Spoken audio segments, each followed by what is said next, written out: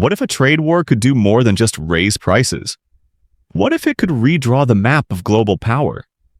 When former President Donald Trump unleashed a wave of tariffs against China, the world braced for economic shock. But few anticipated the far-reaching ripple effects. Shuttered factories, soaring youth unemployment, vanishing middle-class wealth, and an aggressive geopolitical repositioning that's reshaping not only Asia, but the very foundations of global trade. As China fights to weather the storm and reclaim economic stability, a more profound question emerges. Is this merely a clash over exports, or the start of a new world order? A mounting employment crisis, triggered by the US-China trade war. In the wake of the Qingming Festival, workers across industrial hubs in China returned to a disconcerting reality. Factory gates were shut, production lines silent, and jobs vanished overnight. This sudden halt in manufacturing operations isn't an isolated event. It's part of a sweeping economic disruption tied directly to escalating trade tensions between the world's two largest economies. At the heart of this turmoil lies a set of aggressive tariff measures spearheaded by former U.S. President Donald Trump, who imposed import duties as high as 145% on a wide range of Chinese goods. While the initial intent was to recalibrate trade imbalances and reinvigorate domestic industries, the move has inadvertently sent ripples of instability through China's manufacturing backbone. Export-oriented provinces, particularly in the southern and eastern coastal regions like Guangdong and Zhejiang, long heralded as the engines of China's economic rise, are now facing the brunt of these seismic shocks. As warehouses overflow with unsold inventory and production equipment sits idle, the most devastating consequence is unfolding in the labor market. An estimated 100 million workers, many of whom migrated from rural areas in search of stable income, are staring down the barrel of unemployment. These aren't just numbers on a spreadsheet. They represent families whose livelihoods are tethered to a single payslip and whose futures are now riddled with uncertainty. The collapse in export orders has exposed a dangerous over-reliance on external markets, a vulnerability the Chinese government has long acknowledged but struggled to address meaningfully. Even large manufacturers previously seen as resilient anchors of employment have paused recruitment or trimmed workforce numbers. Mid-sized and small factories, often operating on razor-thin margins, are shutting down altogether. Laborers are left in limbo, with many camping near industrial zones in the desperate hope of being rehired.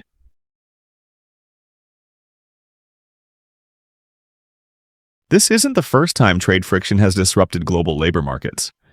The 1930s Smoot-Hawley Tariff Act, for instance, triggered retaliatory tariffs that deepened the Great Depression. In today's context, the same logic applies. Economic nationalism may protect select sectors in the short term, but it comes at the cost of global supply chain coherence and labor market stability. Moreover, the ripple effect is not confined to China alone.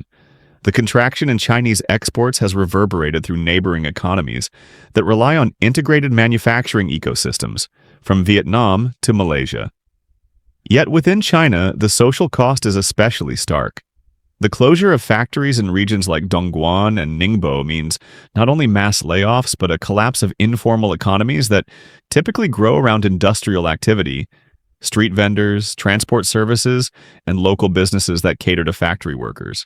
What makes this employment crisis particularly acute is its collision with other stressors: a stagnant property market, declining consumer confidence, and weakening private investment.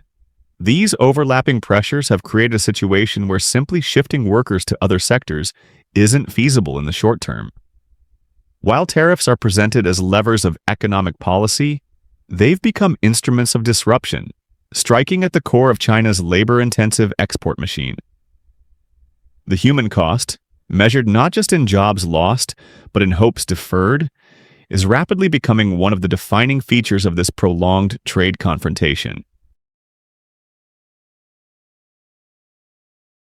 China's economic response: stimulus amid fragility.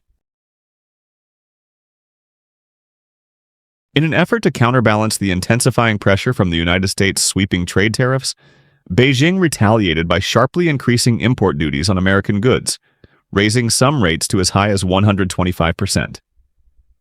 This tit-for-tat maneuver underscored not only China's strategic resolve to stand its ground, but also revealed the fragility of its economic armor in the face of prolonged external shocks. Yet while China's countermeasures in the trade war have been forceful on paper, its domestic economic revival strategy has proven far more complex and far less effective in practice. Chinese policymakers, aware that dependence on foreign markets leaves the country exposed, have turned to the nation's vast population as a potential engine of demand. Their playbook includes familiar tools: subsidies for household consumption, government incentives for purchases of homegrown products, and campaigns to revive national pride through Buy Chinese initiatives. But these efforts are colliding head-on with an inconvenient reality. Consumer confidence in China has eroded dramatically, and the willingness to spend has all but evaporated for large segments of the population. The root of the problem runs deep. China's once booming housing sector, long a pillar of middle-class wealth, has entered a tailspin. Since 2021, home prices in many cities have plunged by up to 40%, effectively erasing years of accumulated household wealth. In a country where as much as 80% of household assets are tied up in real estate, this is more than a market correction. It's a psychological shock. The consequences ripple far beyond property developers. For millions of families, real estate wasn't just a roof over their heads. It was a retirement plan, a symbol of social status, and a key inheritance for future generations. With that security shattered, Chinese consumers have grown wary. Even government-backed promotions on everything from rice cookers to electric vehicles have failed to unlock spending.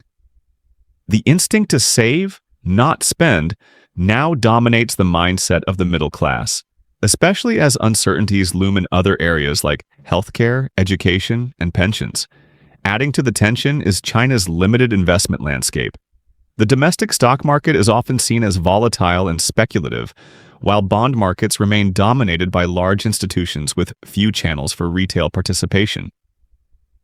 Without reliable alternatives, families continue to hoard cash or cling to depreciating assets, further constraining economic momentum.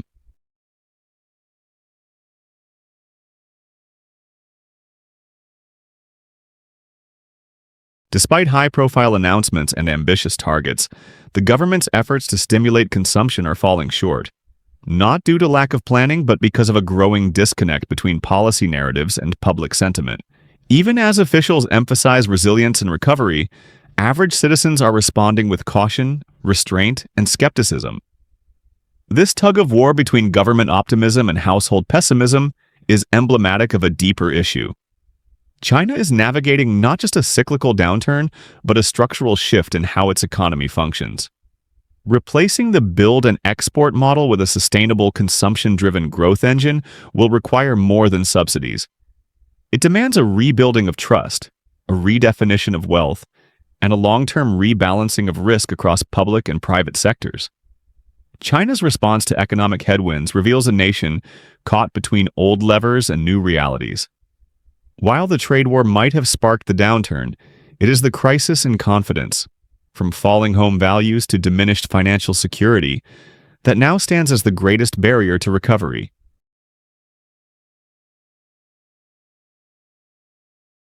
Youth unemployment and the paralysis of consumer confidence.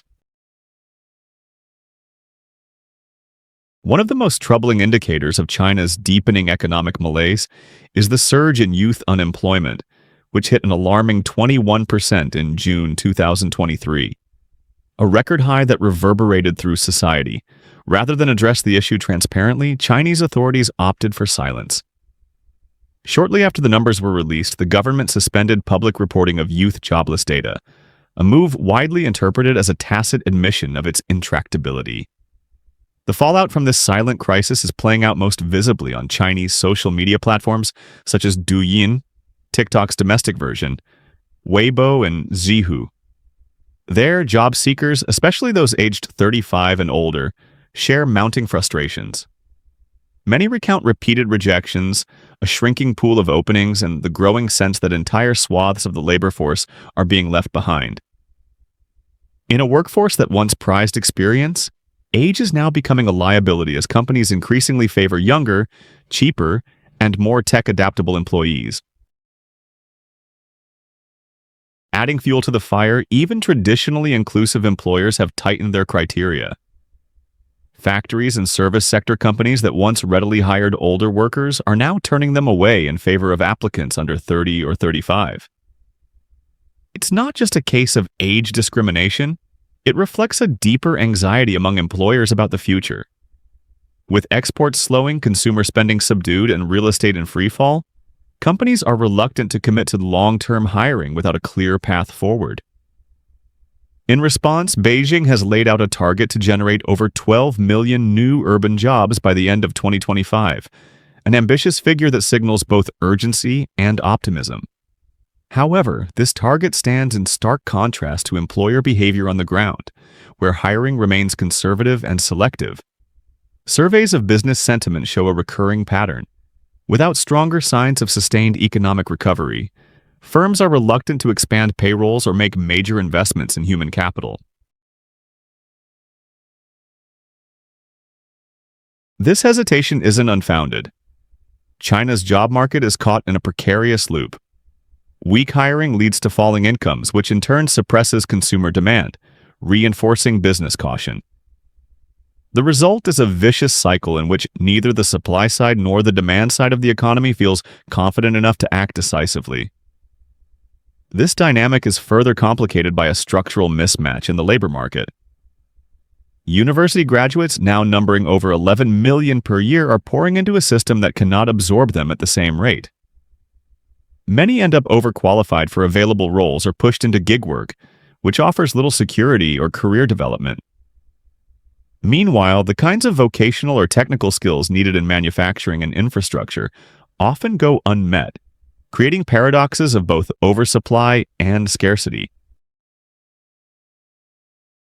What emerges is a broader challenge. China is facing a trust deficit, not just in its labor markets, but in its economic trajectory overall. Government policy may set employment goals, but without credible, coordinated action across sectors to ensure growth, those goals remain aspirational. Workers are not just looking for wages, they're looking for security, a future, and a sense of belonging in an economy that seems increasingly volatile. In a climate of fear and hesitation, restoring employment stability isn't just about stimulus or policy. It's about reshaping the narrative.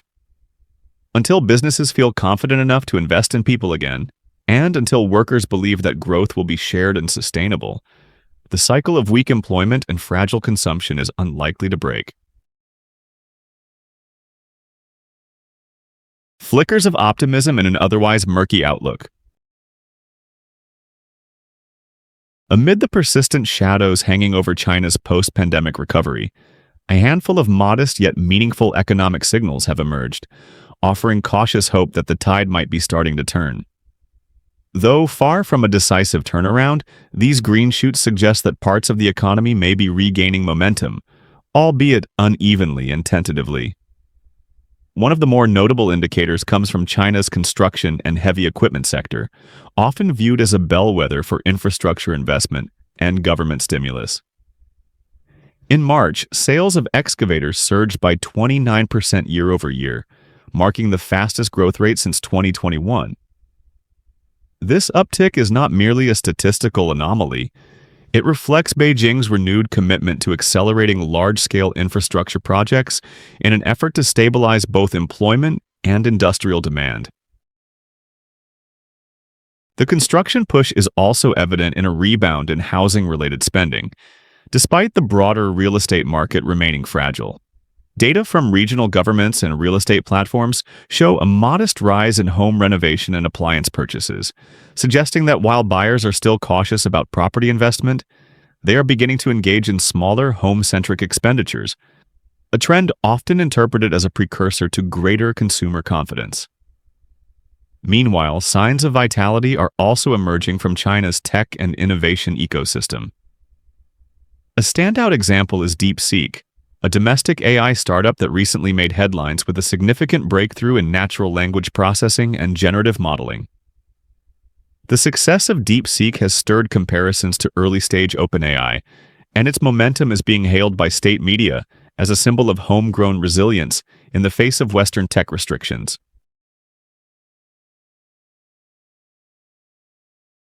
In a parallel development, President Xi Jinping's high-level meeting with leading Chinese entrepreneurs, including notable figures such as Jack Ma, was widely interpreted as a gesture of reconciliation and encouragement for the country's private sector. For years, the business climate in China has been clouded by regulatory crackdowns and inconsistent policies that left many private firms uncertain about their future. Xi's outreach appears to be a calculated move to restore confidence, signaling that Beijing sees revitalizing private enterprise as essential to long-term stability. Yet, despite these emerging positives, market sentiment remains fragile. Optimism, while visible in pockets, is still tentative, tempered by a host of unresolved structural challenges. Sluggish job creation, weak domestic demand, and lingering property sector distress. Business leaders may welcome signals from the top, but most are still hesitant to expand investments until there is more clarity on policy direction and long-term growth prospects. Moreover, while the government has leaned on infrastructure spending in previous downturns to reignite economic momentum, reliance on these old levers has diminishing returns. The marginal benefit of building more roads, bridges, and rail lines is beginning to wane without accompanying growth in consumption and innovation. These signs of recovery, rising equipment sales, tech breakthroughs, and high-profile political overtures, represent glimmers rather than guarantees. They show that parts of China's economy still retain dynamism, but converting potential into sustained growth will require more than isolated successes. It will demand a delicate balance between state planning and market freedom, between immediate stimulus and long-term structural reform.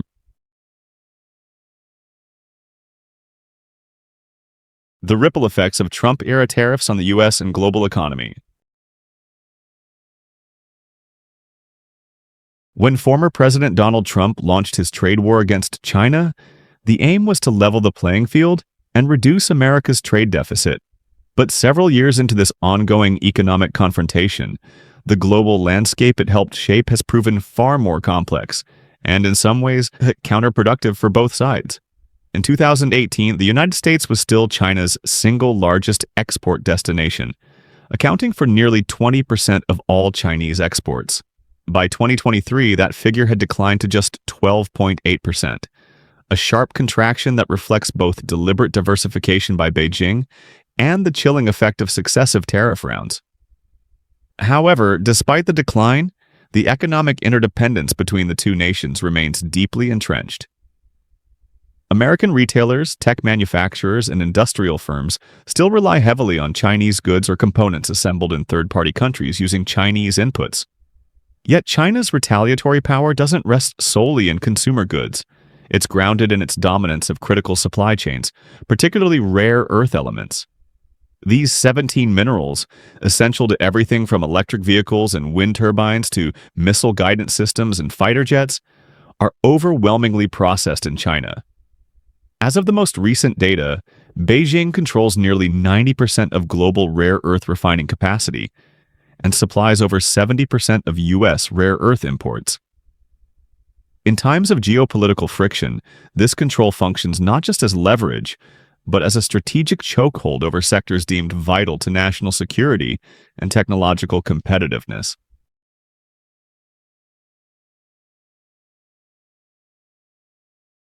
In recent years, China has made it increasingly clear that it is willing to weaponize this advantage. By placing U.S. defense contractors and high-tech firms on its export control list and tightening its grip on rare earth exports, China has signaled that it can, and will, respond to tariffs with precision strikes of its own. These moves have raised alarms in Washington and forced American manufacturers to reassess their supply chain risks and explore domestic or allied sources for critical materials, though meaningful diversification remains elusive in the short term. Another flashpoint in the trade confrontation lies in agriculture. U.S. farmers, particularly those growing soybeans and raising poultry, have found themselves caught in the crossfire of a geopolitical contest far removed from rural America. China has historically been the largest market for American soybeans, accounting for nearly half of total exports. When tensions escalated, Beijing responded by slashing import quotas, canceling large orders, and pivoting to suppliers in Brazil and Argentina. Poultry exports suffered similar setbacks. These sectors are not only economically significant, they are politically sensitive. Many of the states most affected by these retaliatory measures, such as Iowa, Missouri, and Arkansas, lean heavily Republican, making them crucial electoral battlegrounds. As a result, China's actions have had a dual purpose: applying pressure to America's economic core while also stirring political unrest in constituencies traditionally supportive of the Trump administration. But the consequences don't end with bilateral skirmishes. Trump's tariffs have disrupted global trade flows, forcing companies across continents to reroute supply chains, reprice contracts, and reconfigure production strategies. Multinational firms are now recalibrating risk not just based on cost efficiency, but on geopolitical alignment and policy predictability. This recalibration has accelerated a broader trend of economic fragmentation, what some analysts call deglobalization in slow motion.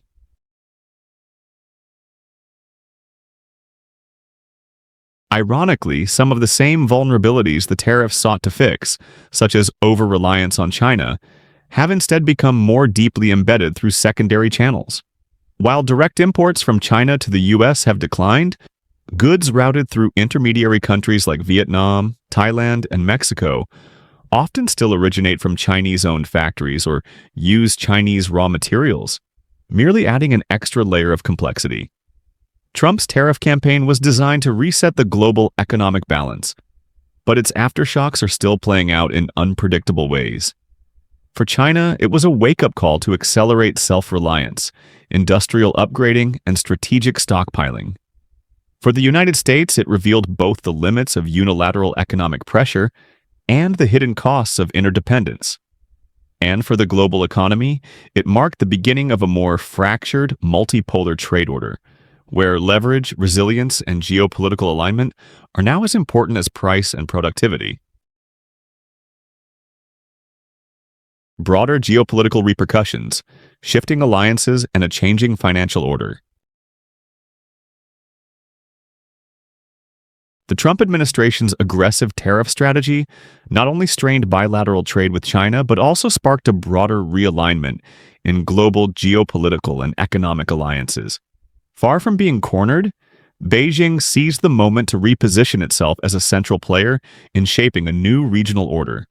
Leveraging the disruption caused by U.S. protectionism, China accelerated its push for regional integration by initiating and deepening free trade negotiations with key neighbors including Japan, South Korea, and members of the Association of Southeast Asian Nations, ASEAN, such as Vietnam, Malaysia, and Cambodia.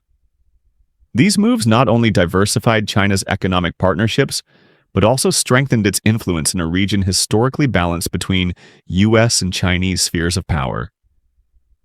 On a broader scale, China's diplomatic playbook has also included building closer ties with the European Union. By positioning itself as a defender of globalization and multilateralism, China has found fertile ground to align with European nations increasingly wary of Washington's shift toward economic nationalism. While this doesn't mean a full-fledged alliance, it reflects a nuanced strategy, counterbalancing U.S.-led protectionism by courting partners that still value free trade and international cooperation. This recalibration of alliances is unfolding alongside mounting concerns over the stability of the U.S. dollar. Once considered unshakable, the dollar's supremacy as the global reserve currency is increasingly being questioned. Central banks across the world, including those in China and Russia, have been reducing their dollar holdings and seeking alternatives, including bilateral trade in local currencies or greater use of the euro and yuan. These developments are more than symbolic. They hint at a potential erosion of U.S. financial dominance, which has long underpinned its geopolitical power. At the heart of these shifts lies a deeper anxiety. Can the United States continue to serve as the anchor of the global financial system if its economic policies are increasingly inward-looking and unpredictable? While the dollar remains strong for now, the long-term trajectory could hinge on whether Washington can rebuild trust in its global leadership, both economically and diplomatically. The fallout from tariff policies has rippled far beyond trade balances. It has catalyzed new alliances, exposed vulnerabilities in U.S. monetary hegemony, and opened the door for rival powers to redefine the rules of global engagement on their own terms.